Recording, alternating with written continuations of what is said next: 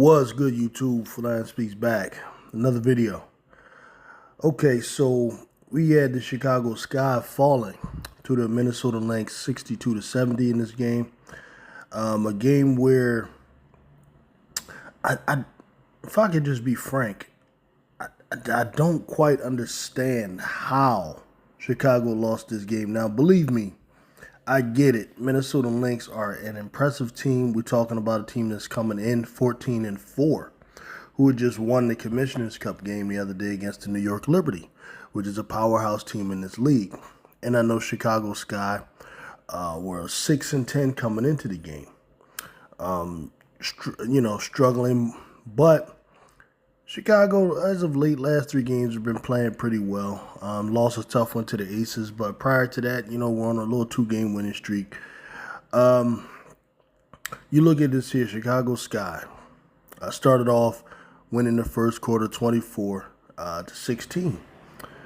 Behind some strong efforts by Kennedy Carter, Marina Mabry, who's been getting some pretty good starts in the game.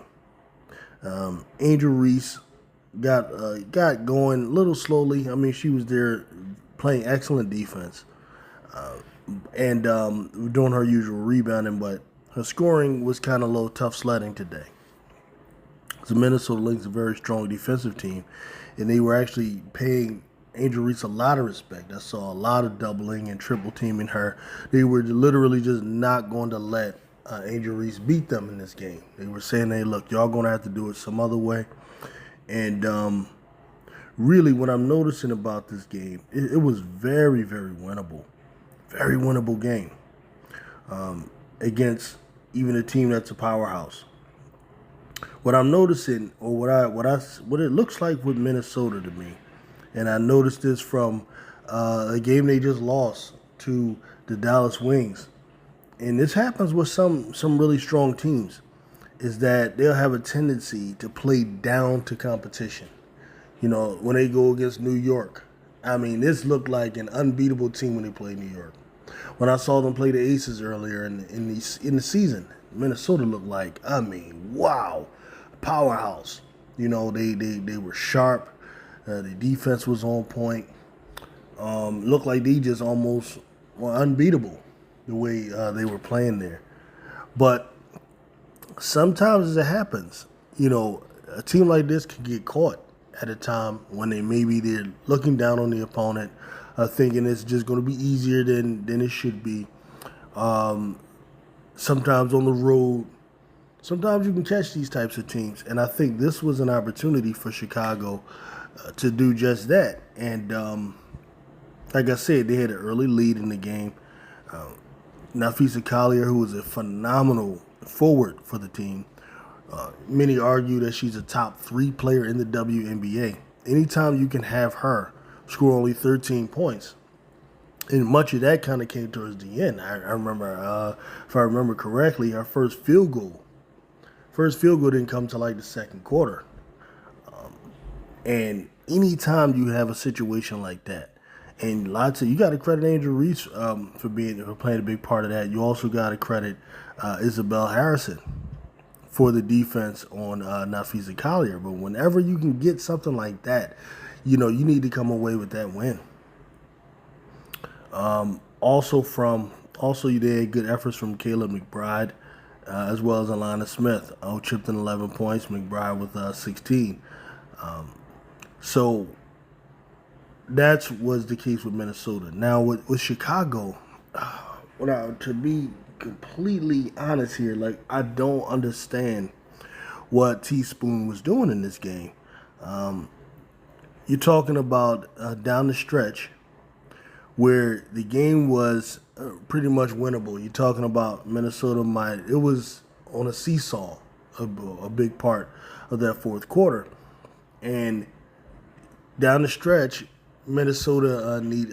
Chicago needed a bucket. And how do you not go to Kennedy Carter and how do you not ride Kennedy Carter? Now, I understand there were certain points in time where, they were deciding to dump it into Angel and dump it into Camilla, which is a big part of their game plan. But you could tell early in this game, Camilla just really didn't have it. Camilla was horrible from the floor, missing a lot of bunnies. The interior defense, honestly, of Minnesota was giving both her and Angel problems. Angel come away with 10 points, but both of them, right? Minnesota made a concerted effort to guard that. Whereas on the flip side, Kennedy Carter was just cooking them all day for 15 points. She could get to wherever spot on the floor she wanted to get to, especially within that mid-range area. She could get there. She could get to the rack. She pretty much was getting whatever she want. I don't understand how you're not going to her down the stretch. When I look at this game, I don't understand that. So I kind of put a lot of that on Teaspoon, not emphasizing to these players, no, stop going to Marina. It was a little bit too much Marina Mabry, who, y'all know I love Marina Mabry. That's my Belmar, New Jersey girl. I mention that every time. But it was a little bit too much of her. She doesn't have the speed to get where she wants like that. Like Kennedy Carter's one of those players where there really is no answer for her. You got to kind of hope she just misses and hopes that she's just off. Whereas with Marina, there's players that can stick Marina. There's players that don't. You got to run screens for her, all of that. Carter don't need none of that shit. Just give her the rock, get out the way. And when you're down the stretch and you need a bucket, that should be the one you're going to. All right. When we look at the team, Chicago Sky right now, their best overall basketball player is Angel Reese, without a doubt. That's their best overall basketball player. So I understand going to her. However, their best scorer, just pure scorer, just throughout all over the floor, score, get a bucket, is Kennedy Carter. And Teaspoon just has to do a better job of recognizing that. And making sure that you run something for her in those situations where you absolutely need a bucket. I did not understand that. That was really, really bad on the part of Teaspoon. Now, we can't overlook a good effort by Lindsay Allen, who chipped in 13 points, 7 assists, and 6 rebounds. Those are the types of numbers that some people in other places just go crazy about. Almost a triple-double type of stuff you hear going on right now. But that was a really good game by her. Mabry chipped in 11. But this was a very, very winnable game that Chicago really let slip. They let it slip. All right. Got to mention, of course, Angel Reese. Another double-double. That's what she is, the double-double queen. 16 rebounds. We're talking about the Chi-Town queen of rebound. Chi-Town Barbie, others call her. I like Chi-Town queen of rebound. Because it rhymes, okay? She gets 16 more rebounds and has become the official leader, in rebounds. So when I talk about the Fever, Caitlin Clark had a very good game tonight as well. So this rookie matchup is going to go down to the wire, it seems. It's still going to continue because both had games where one can argue who had a better game. Fever won, of course, so you can lean that way, But strong games, man, by Angel Reese here. And the thing that can't be overlooked is the defense.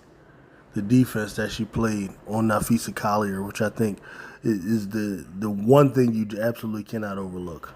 That's, to me, Napheesa Collier scoring 13 is just as valuable as like a player going out there and just, scoring a bunch of points on offense. To me. It's just the way I see the game. So, yeah, pretty much it, man. Nothing much more to mention on that. Just Teaspoon, man. I would like to see her. She's a first-year coach, too, so I don't go too hard, but, we got to point that out. When you're in a situation down the stretch, you got to know your personnel. You got to know who to go to, draw up something better than just trying to dump it in the Angel all the time.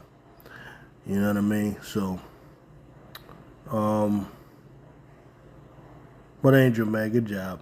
Good job. She went out there and breaks the double-double record, So, that's good. All right, so get on y'all later.